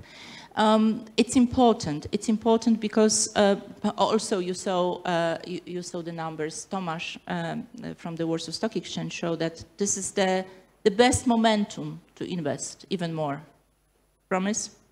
Yeah, I underwrite that. I can assure. I mean, Poland's never had, since '92, Poland has never had a recession.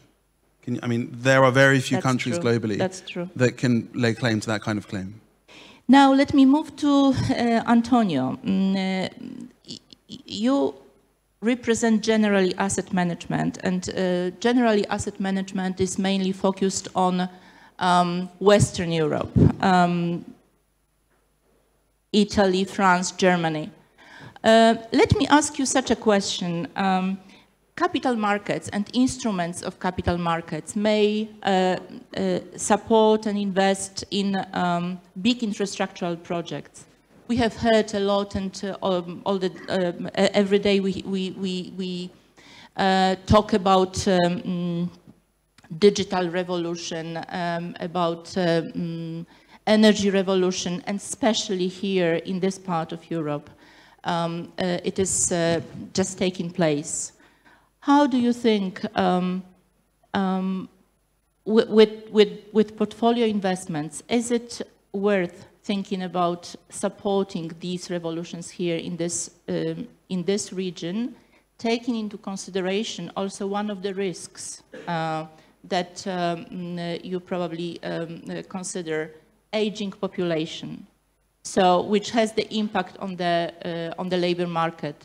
So how would you see the opportunities, knowing these challenges? How would you convert those challenges into opportunities for Poland, having also heard about qualified, good staff, well-educated staff in Poland? First of all, thank you very much for the invitation, for the friends from the Harvard Club. It's a real honor and privilege to be here in front of all of you, and having had the chance to meet President Wałęsa. You put many things on the table, and it's difficult to cover all the things. Generally, as an insurance group is actually investing and is very active in Poland. From the asset management side, we do invest both from my unit that covers mainly the Western Europe, but we also have a dedicated company that covers Poland and the rest of Central Europe. So this is a part of the continent that we do believe into and we do invest into.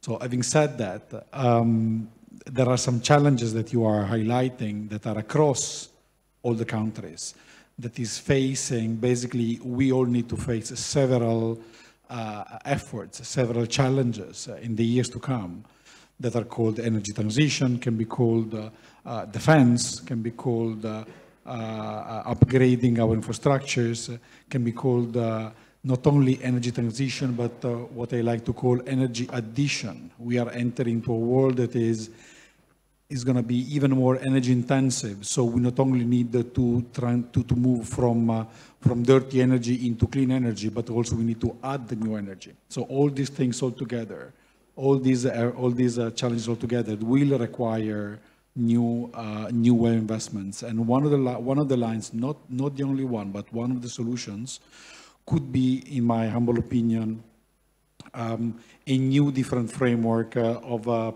private and public partnerships, where we put together on one side the need for the public entities, for the public authorities to build infrastructures and to reach positive externalities for the community, while on the other, private investors will need to seek performances for their own clients. These are different KPIs. We'll need to find a common ground where both interests can be correctly preserved and protected.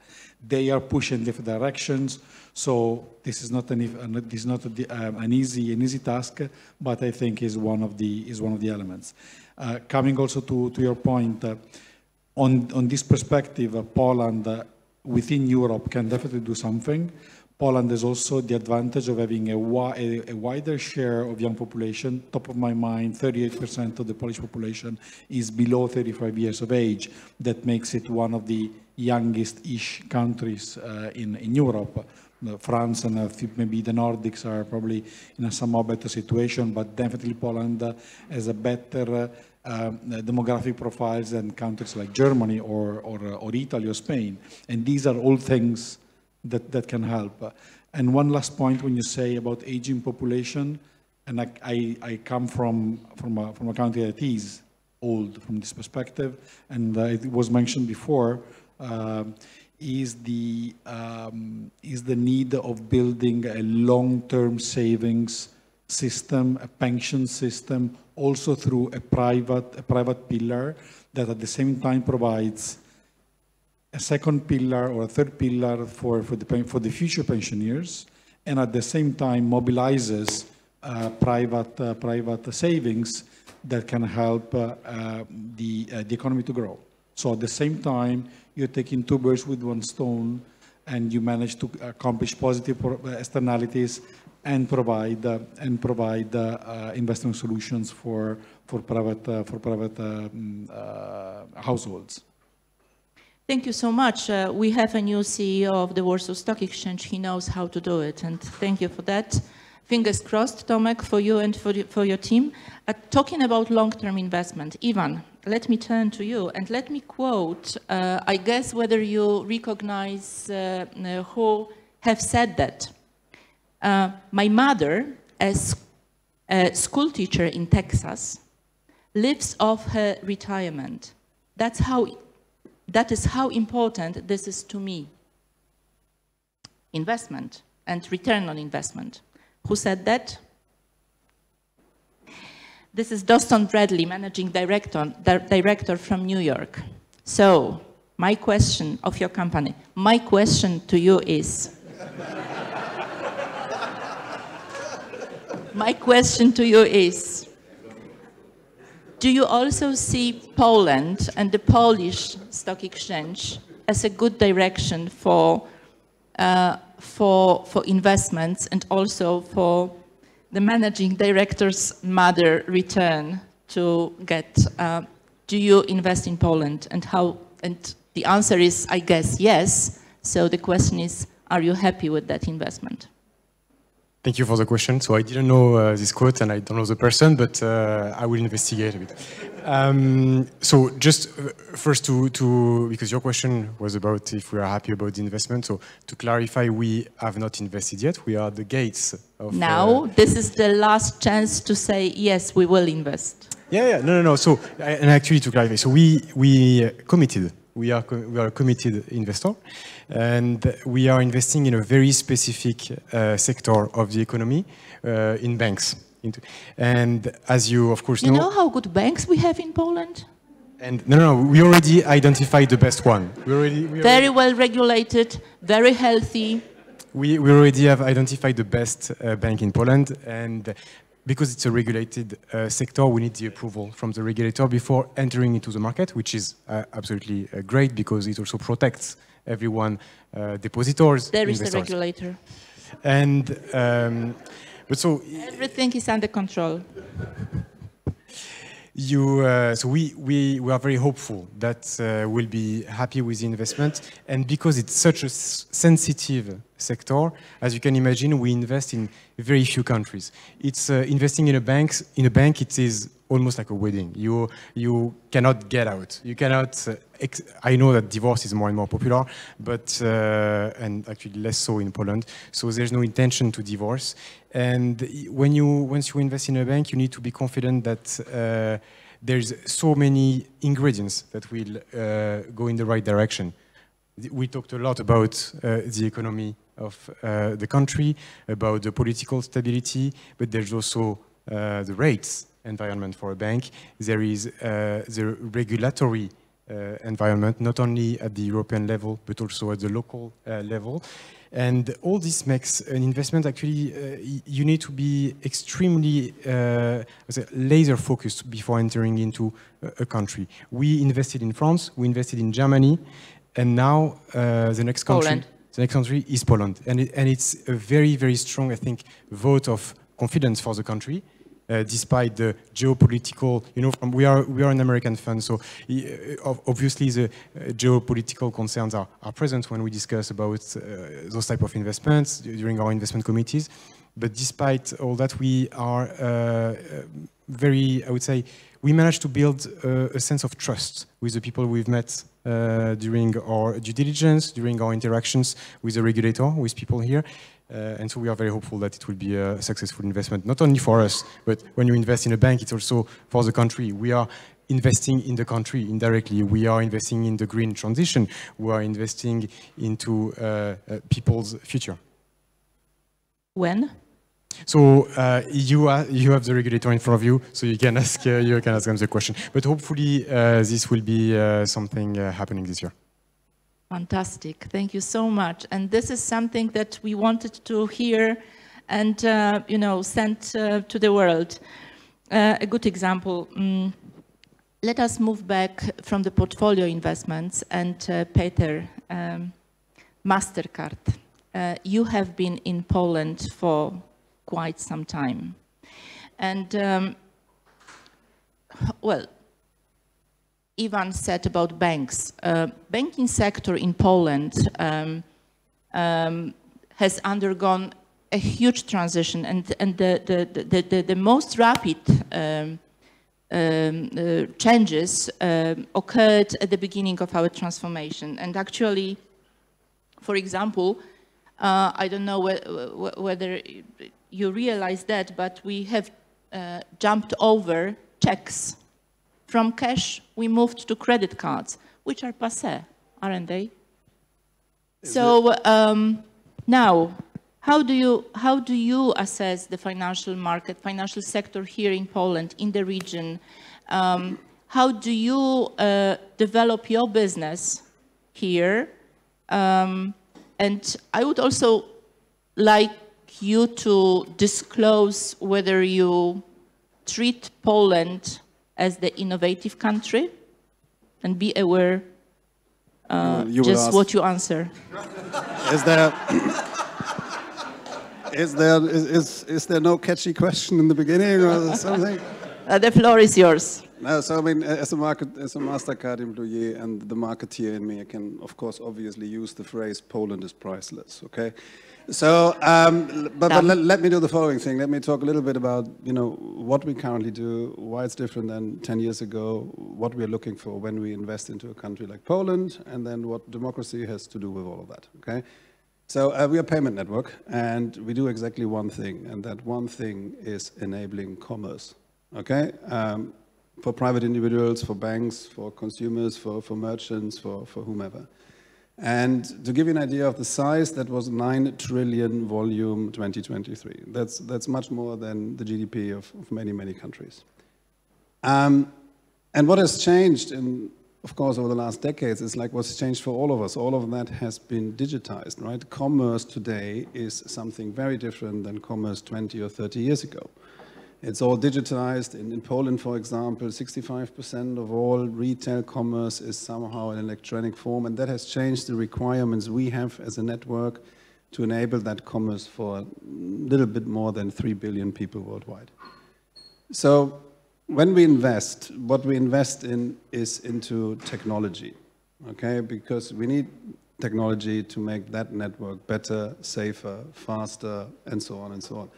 And in Poland, we did that with 2 companies we bought in the recent years. We have several operation centers here, including developers. We even have our global treasury department on Polish soil. And we talk roughly 500 people. MasterCard runs one of the largest incubators in the world. So, you know, fintechs, neobanks, technology startups, and so on. Most probably, you know, we talk to many of the same companies. We run a lot of Polish companies from that. And I can only say, since I learned today, Deutschland is kaputt. That's one thing I learned. I can definitely not say that from Poland. You know, we are very bullish when it comes to Poland. We invested, and we will invest before you ask, because, you know, we see the right level of qualification. I mean, we look for people that are highly skilled in special IT service areas, and we find plenty of those here in that part of the world. And people are willing, to try new things out, right? So whilst Germans, for example, because I am one, accidentally, you know, are driven by German angst of all of that. Always when I'm in Poland, I have the feeling that Polish people like to say, you know, how can we do that? You know, one of my colleagues always said, there must be something in the Polish water. Yeah, so and I think you can be very proud of what you achieved. I will not, you know, repeat all the numbers that have been discussed over the last day. But we are very bullish on Poland. So the other thing with democracy, you know, payment became more and more a system-critical infrastructure part, okay? And there are many countries in the world that use platforms like ours, for example, to spread or to pay out social disbursements to their citizens, right? It's a very important, very meaningful part for many families, for many companies, and so on and so on. And for good reasons, many of the regulators, many of the governments want to have access to that and want to be sure that everything that happens here, and with the data attached and all of that, is in safe hands and under control. So in Europe, I used that example on one of the last conferences in Poland I spoke, is, you know, when it comes to technology and platforms and all of that, currently it feels a little bit like you have the US players, you know, the analogy of a football game. So you have the US players as one team, the Chinese players as the other team, and then the Europeans try to be the referee and regulate all of these things. So there's one problem with that setup, that is that the referee never wins the game. Okay, that is actually the biggest problem. And the more diversity, the more things we create that make Europe more diverse. I'm not sure it's the best thing for technology and investment in the future, but right now, I think Poland can be very proud what has been achieved, and I can say that MasterCard will further invest into that country. Oh, thank you so much. Bravo.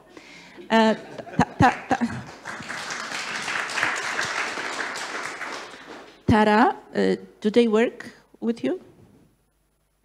Yes, they do. Just for clarity here, we also are going to invest in Poland, and we'll continue to invest. I didn't get a clap when I said that. And this is the second part. This is the second part of my... I'm not German, but this is the second part of my... So about personal observation. So the last 3 panels, I was sitting on somewhere in Poland. The person next to me was always from Google. We're investing. So... but this is not a short-term investment, is it? No. So in terms of the investments, it's actually worth just clarifying where the investments are. Outside of the green energy, the investments in engineers, in people, in young talent. And the young talent isn't just buying it in, it's actually training it, because there are a lot of investments going into training. But the 3 key areas we're focused on is security at the moment. Tech particularly, as already said, is a key growth for most companies and needs to be secure. If I look at the appetite, I mentioned it earlier, of the US, the appetite for tech take-up is much quicker than Europe, all of Europe.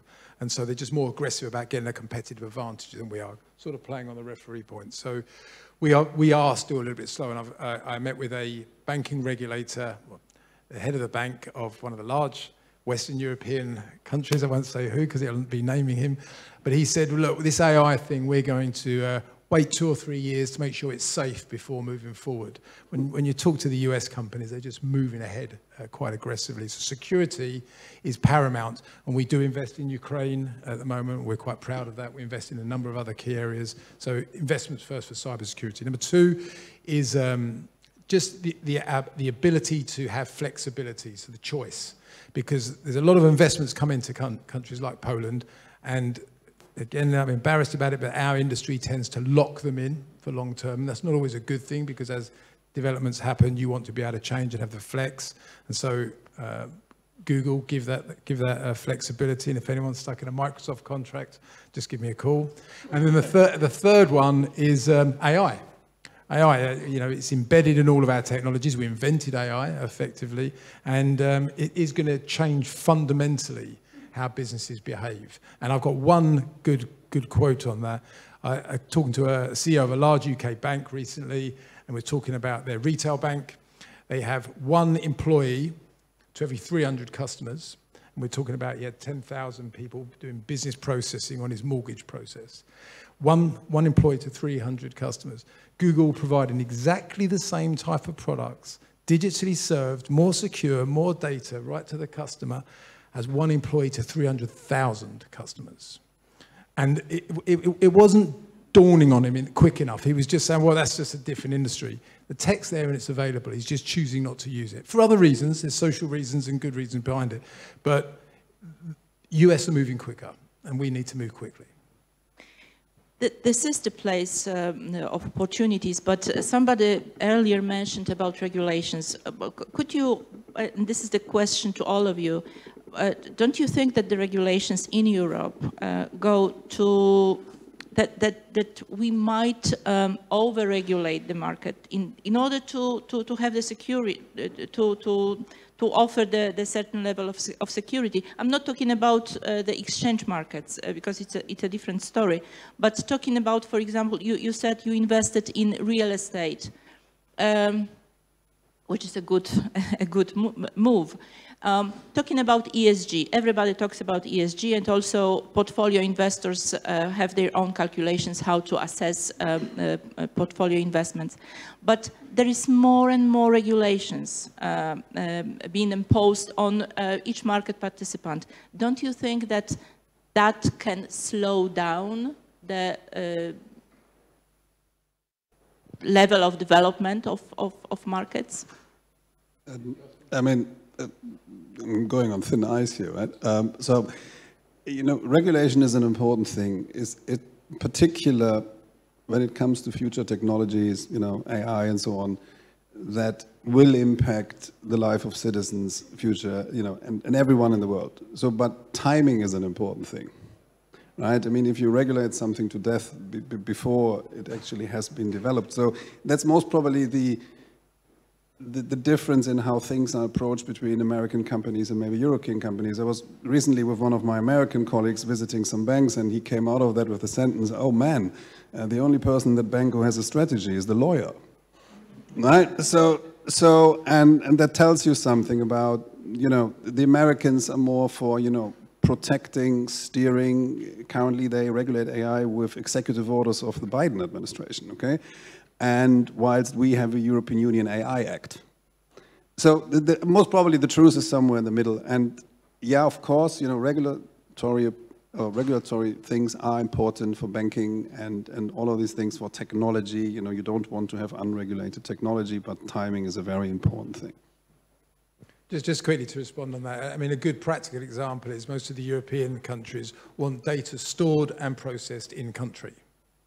So the extra compute and investment to run that compared to a regional place, so the single market, is just significantly more than you'd have to do in the US. So we make it harder for ourselves. I'm not saying we shouldn't do that before, and don't take that as Google's position, but it just as the decision to do that costs more. Yeah. Gentlemen, would you like to? Maybe just one point. There has been a lot of criticism around the regulation in Europe, but just a practical observation. There has been a banking crisis in the US very recently, and everyone realized that actually the US regulator was a bit lenient with some smaller banks, and European banks were actually extremely strong. And this is very positive. Polish ones in particular. Including, of course, unless you have a desire to leave the EU, but I don't think so. And so it is, I think it is very positive for European banks, but also for EU regulation. It is working in practice. It is just one example. I'm not saying that it is the case for every regulation in Europe, but actually here it was very effective. No, I was actually going more or less in the same way. I mean, someone has to take the other side of the discussion just to spice up this late afternoon. At the very end, a higher level of regulation that Europe has, it is the reflection of a different value system that European people have on average. So if you want to have a more stable society with lower downside risk, you gotta have stronger regulations. You cannot have lower regulations, but still a safer-ish environment where to go through. You need to have both. I mean, if you accept lower regulation, then you need you as a society need to be able to accept a higher volatility in the status of your society. You can have deeper crises and, of course, higher highs, but also lower lows. So then, I mean, I'm not saying that the whole set of regulations in Europe is holy and shouldn't be touched, not at all, but we need to recognize this. But that's about competitiveness, thinking about public markets, so regulated markets. If you have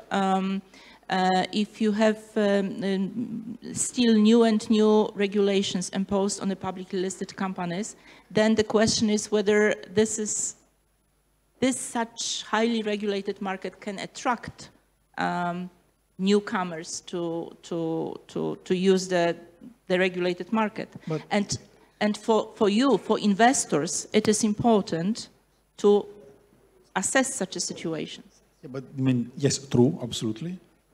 These regulations are set by the lawmakers who are voted by the people. So they are, or they should be, in theory, the expression of the prevailing set of values in the wider sense of this phrase, the wider set of values of the people. So at some point, over time, people should be, on average, happy of having these kind of regulations, in theory. Then, again, it is not a linear process, and probably we are going through some excesses, and I see where you're going, and I mean, we will agree probably on several points. But again, rules are not made by the Martians, are made by lawmakers voted by the people. Sure, Josh. Yeah, look, I mean, this is a dangerous territory for a Brit working for an American bank covering Europe. I guess I'm neither player nor referee. I'm all over the field. But I wouldn't get too focused on it either, in the sense that, I mean, regulation is important, and you can have a debate as to the relative strength of the regulatory framework. But I think when we talk to investors and we talk to issuers looking to list globally, actually what people are more focused on is the quality of the underlying company. And yes, there is a marginal impact, and you've seen it in the UK recently, where the UK financial services scaffolding is being slightly relaxed when it comes to listings to try and encourage more issuers. But broadly speaking, I mean, the US is a highly regulated market. If you're a director of a publicly listed company in the US, you may not be able to sleep easy at night every night, but they still have more capital raised than anywhere else globally. They still have companies that are generally bigger and better than their global peers. So I think it's actually the quality of the underlying company, the quality of what that issuer offers to both its end customers, but also to investors as an investment proposition, that will ultimately be more important than the regulatory framework when you're looking at this broad brush. Very true. And 34 years ago, when we created our regulated capital market, we brought regulations from the US. So we have the same level of regulations probably. We still have few minutes, maybe from the audience, maybe you would like to ask some questions to our panelists? If not, I have the final question to all of you. Sorry.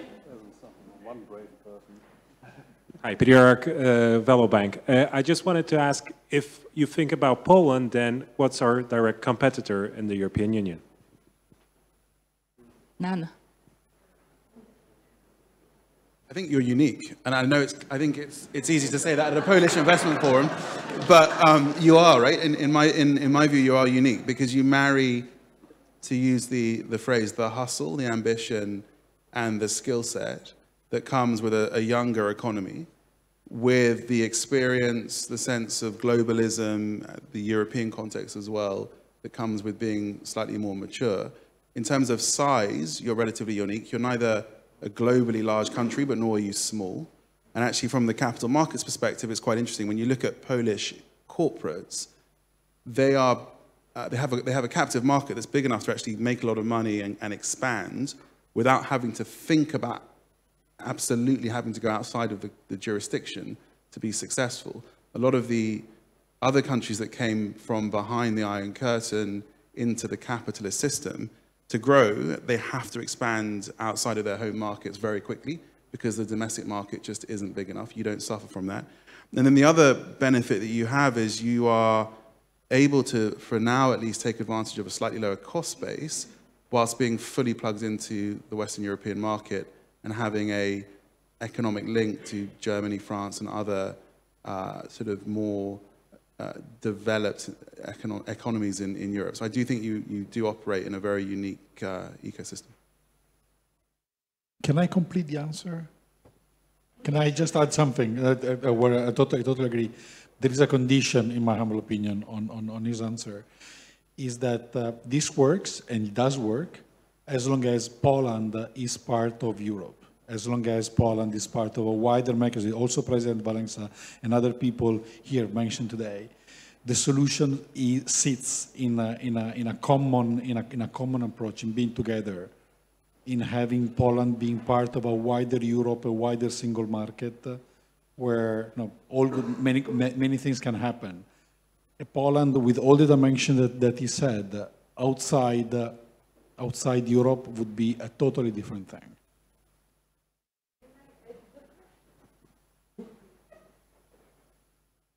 Unique, perfect, unbelievable, connected to the world, so why you haven't euro?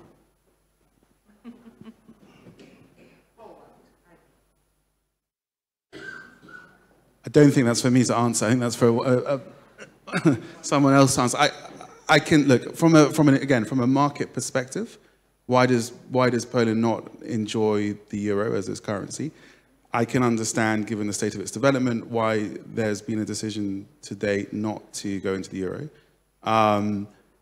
I think if you want a real answer and not a banker's answer, you need to ask one of the politicians, and so I'm going to defer to them. Maybe a bit as a follow-up to this direction, to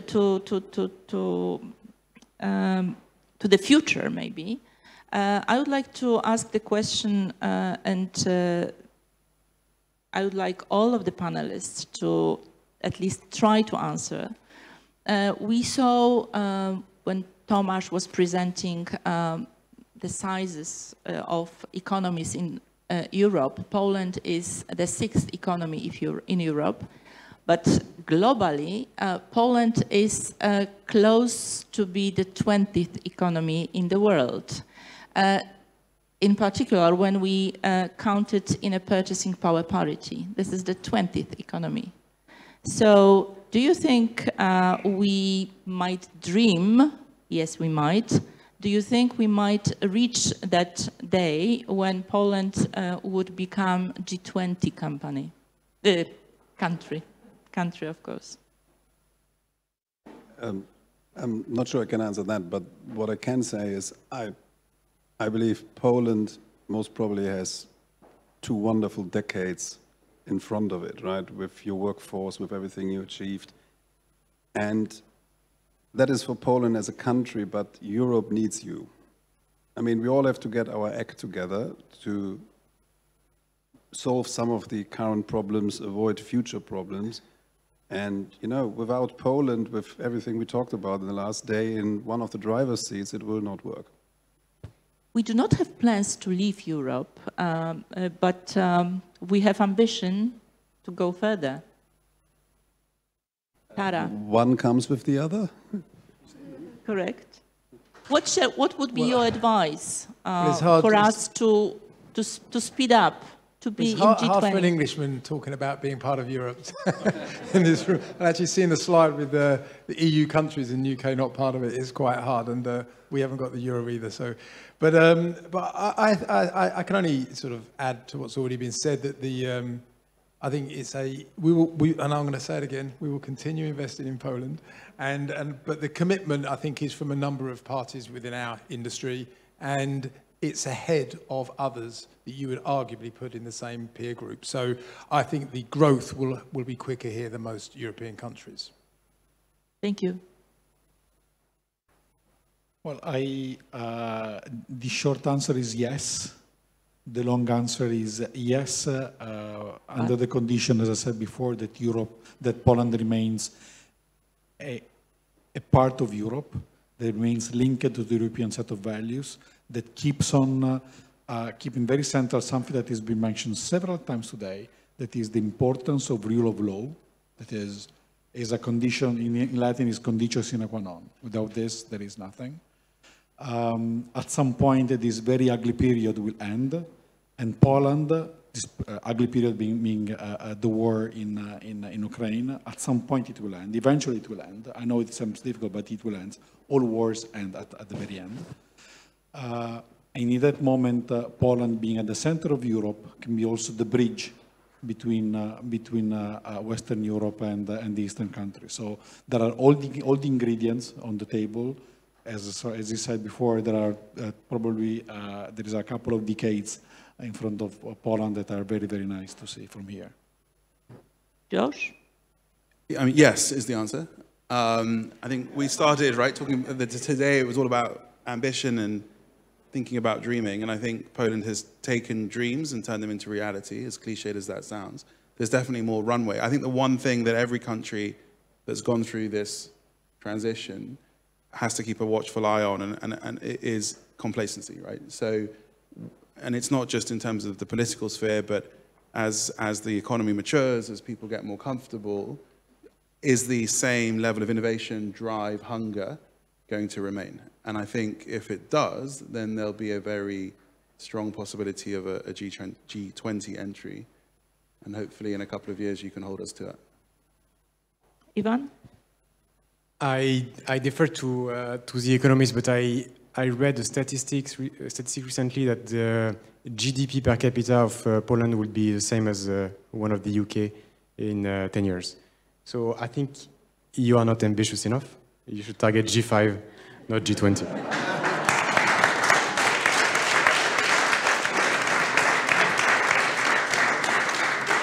Ladies and gentlemen, and with this great projection and prospect for us, let me finish and let me thank our panelists to be with us. I am fully convinced that it is worth investing in Poland. Are you? Yes.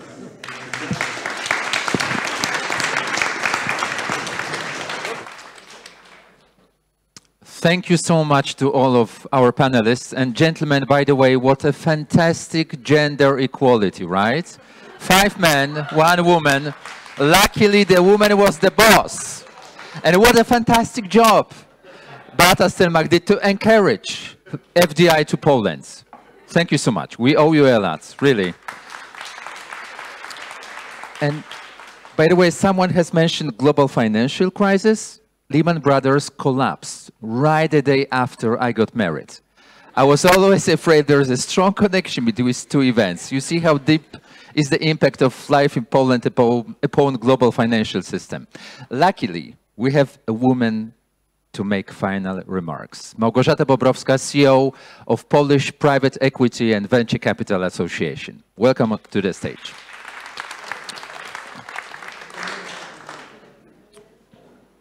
I have an honor of being the bridge between today's discussion about, summary of 35 years transition and the discussion about the current state of the union and tomorrow's discussion about the future that is now and about the presentations from the future leaders. But I have to, after Piotr commented on he getting married a day after Lehman Brothers collapsed, I was actually moving back from States to Poland around the time, and my whole furniture arrived the same weekend as Lehman Brothers collapsed. So I was worried about opening the container and taking the stuff out, because I was worried I was importing the crisis from States to Poland, which thank God did not happen.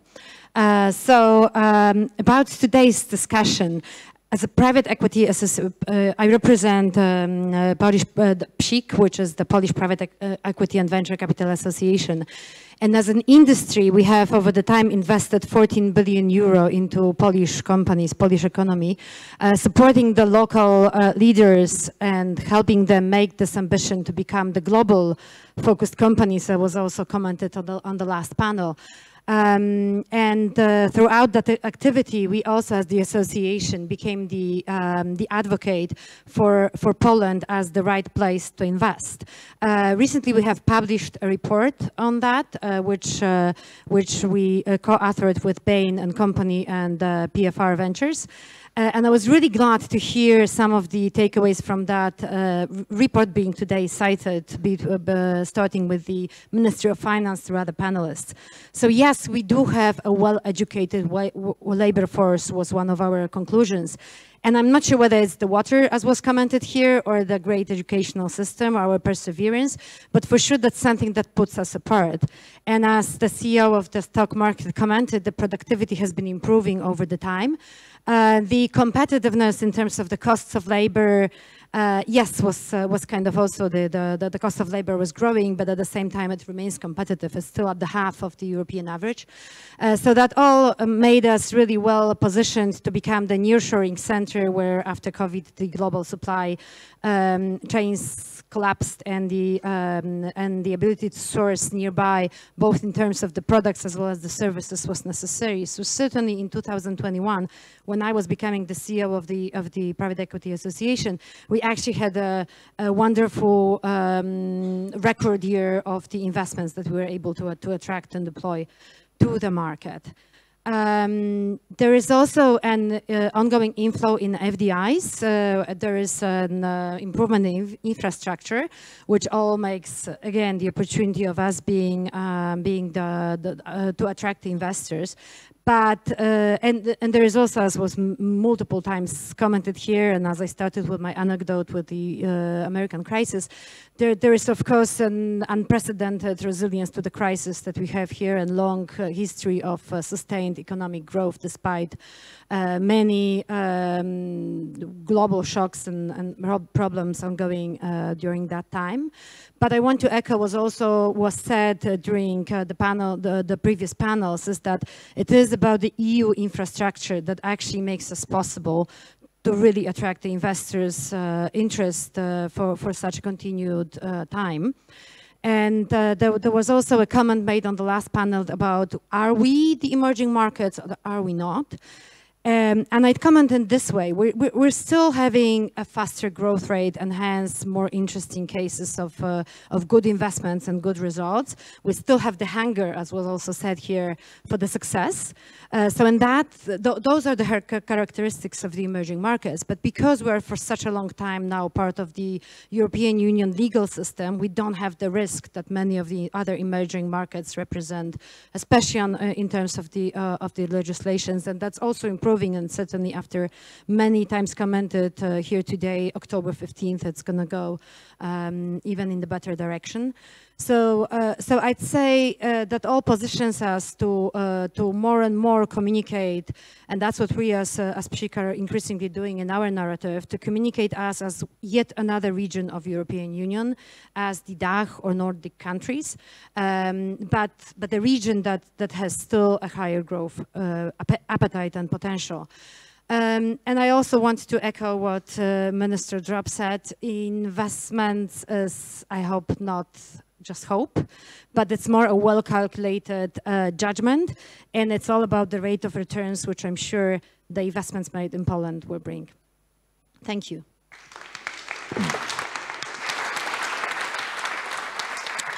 Małgorzata Bobrowska, thank you so much. And thank you so much, ladies and gentlemen, that you wanted to invest your time in our meeting and being here. I was 18 years old during first almost free elections in Poland in 1989. I wasn't dreaming that Poland would be a country it is right now. It's the best possible Poland we could be dreaming of years ago. In 1989, in 1980, and everything started here. The freedom, the prosperity, the common Europe started here. So it's always a pleasure to be here. Thank you so much, and I hope to see you at 8 p.m. at dinner in Filharmonia Bałtycka. It's a beautiful place to be in. Thank you so much. Have a wonderful evening. Thank you.